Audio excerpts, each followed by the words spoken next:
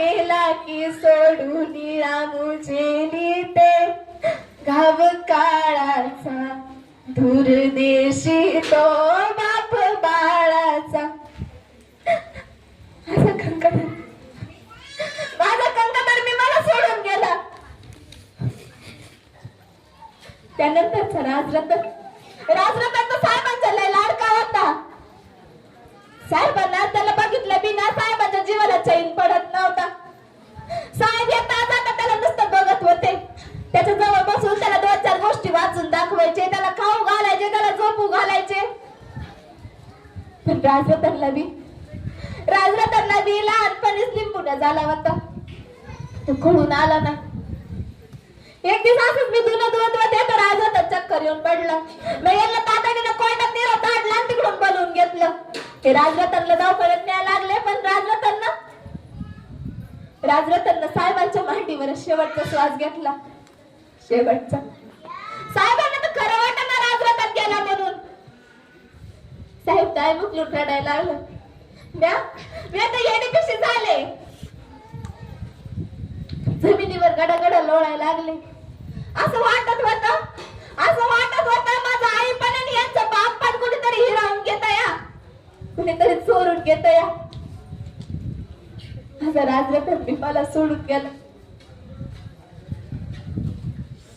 साहेब राजरतन गेल्यानंतर स्वतःला एका खोलीमध्ये कोंडून घ्यायला लागले. कार्यकर्ते आले तर त्यांच्याशी बी बोलना, मायाशी बी बोलना. म्हणून एक दिवस मी मन घट्ट करून साहेबांनी जे मला शिकवलं होतं तेच मी साहेबांना जाऊन सांगितलं. आणि त्यांना म्हटलं, साहेब हे जीवन नश्वर आहे साहेब. हे तुम्ही शिकवलं होतं ना मला. आता तुम्ही बी ते ऐकण्यात बाहेर पडा साहेब.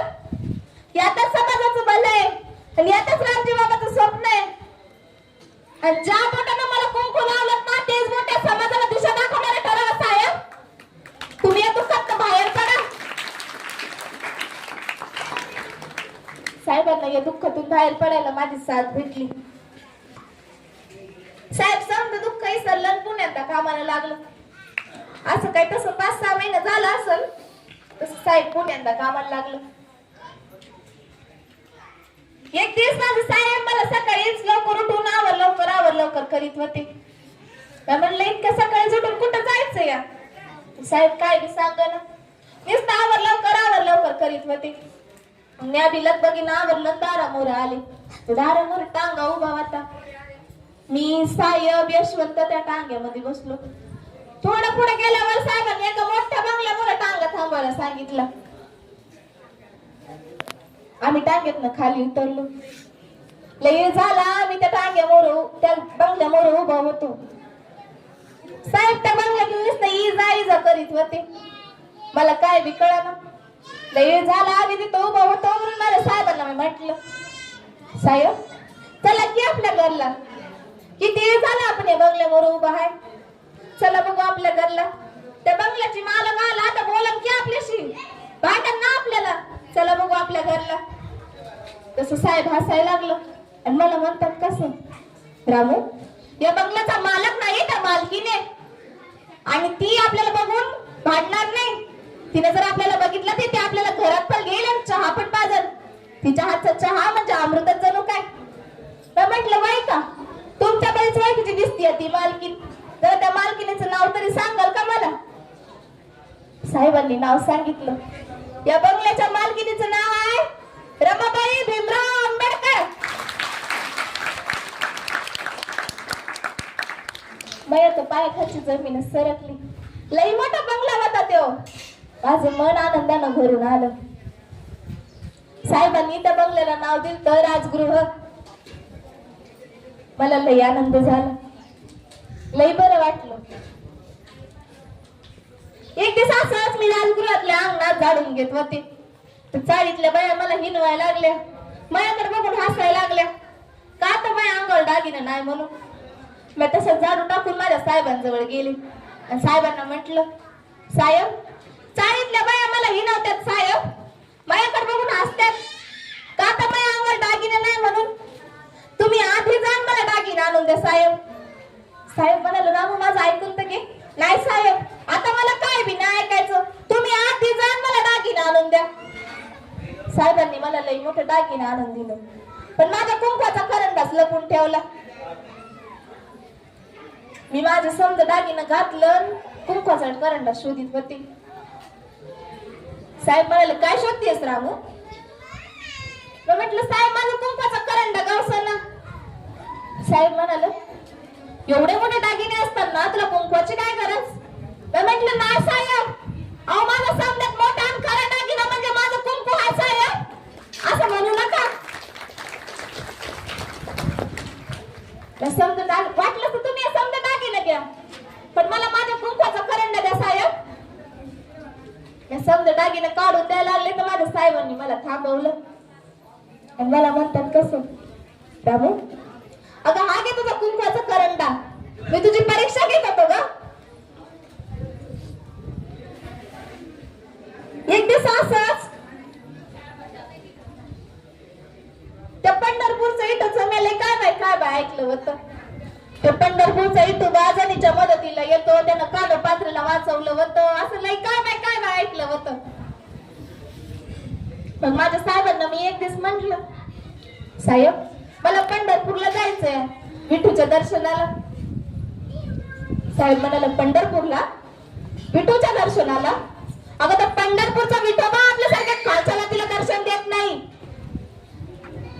अगं त्याला 700 वर्षापूर्वी कानपात्राला दर्शन दिलं नव्हतं, तू चाललीस दर्शनाला? तू डोक्यातनं फुल काढून टाक रामू. मी म्हटलं, साहेब ते समजा ठीक आहे व, आता मी साहेबांचीच बायको म्हणून साहेबांना म्हटलं, साहेब मग तुम्ही काळाराम मंदिराचा सत्याग्रह कशापायी केला?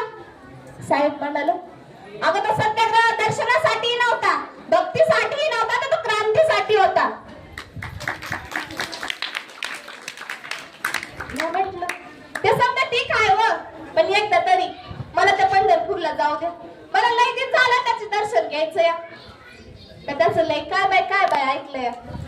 तसं साहेब चिडलं, नाही नाही नाही, तुला एकदा सांगितलं ना जायचं नाही म्हणून, तू हे कुळ डोक्यातनं काढून टाक. तशी मी घाबरले, रडायला लागले.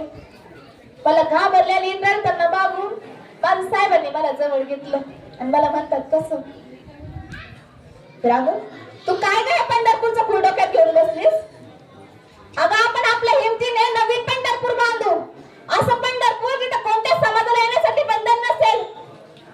माझ्या साहेबांनी तुम्हा साहेबांसाठी पंढरपूर बांधलं, ते म्हणजे नागपूरची दीक्षाभूमी.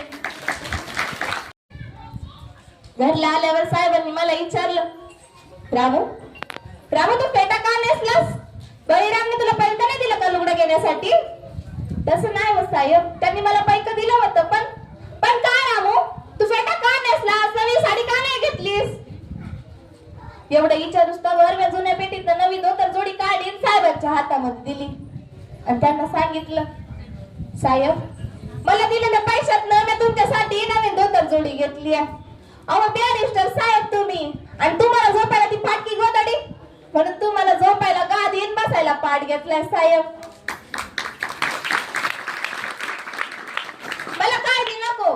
मला काय बी नको, तुमचं हे आनंदानं भरलेलं रूप बघून मला आनंदून गेली आहे साहेब. मला काय बी नको. माझ्या साहेबांचं जिकडं तिकडं लई नाव झालं होतं, चांगले कार्यकर्ता हाय, मानलेला कार्यकर्ता हाय.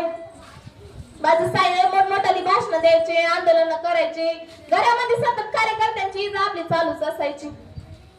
एक दिवस तुम्हाला आश्चर्य वाटल, कोल्हापूरचं ते सावराज माझ्या साहेबांना शोधित आला आमच्या चाळीमध्ये खाली टांगा उभा केला आणि खाल्लंच मोठ्या नाव हाक मारली, अहो आंबेडकर साहेब खाली आलं.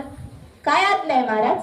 आज्ञा बिज्ञा काय नाही, तुम्हाला कडकडून भेटावं म्हणून आलो, असं म्हणून सावराजांनी माझ्या साहेबांना फिरम्यानं मिठी मारली. आजूबाजूचा चाळीतला परिसर समजा टकामका बघत होता. सावराज म्हणतात, कसं आता मी निश्चिंत झालो, आता तुम्हालाच या समाजाची धुरा तुमच्या लेखणीच्या डोक्यावर सावरायची. कधीतरी रमा बहिणीला पाठवा आमच्या कोल्हापूरला माहेरपणाला, आमचं पन्हाळ्याचं वातावरण लय झाक आहे. माझ्या साहेबांच्या डोळ्यात टचकन पाणी आलं आणि मला तरी कुठं माहेर होतं, मला लय आनंद झाला. अहो एवढा मोठा राज आम्हाला माहेर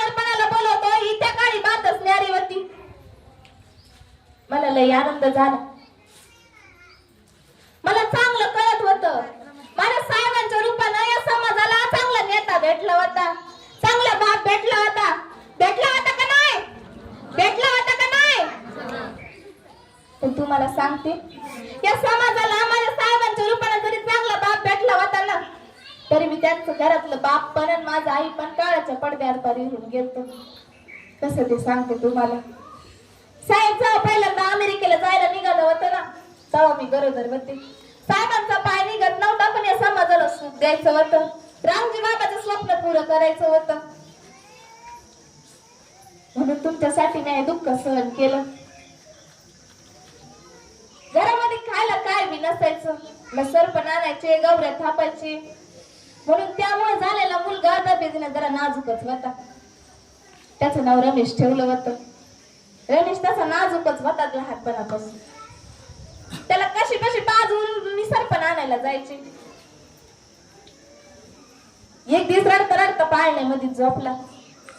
मी त्याच्या जवळ गेले, त्याला पाहिलं तर पुढं रमेश, हे रमेश, रमेश. रमेशला उचलून माझ्या हातामध्ये घेतलं, पण रमेश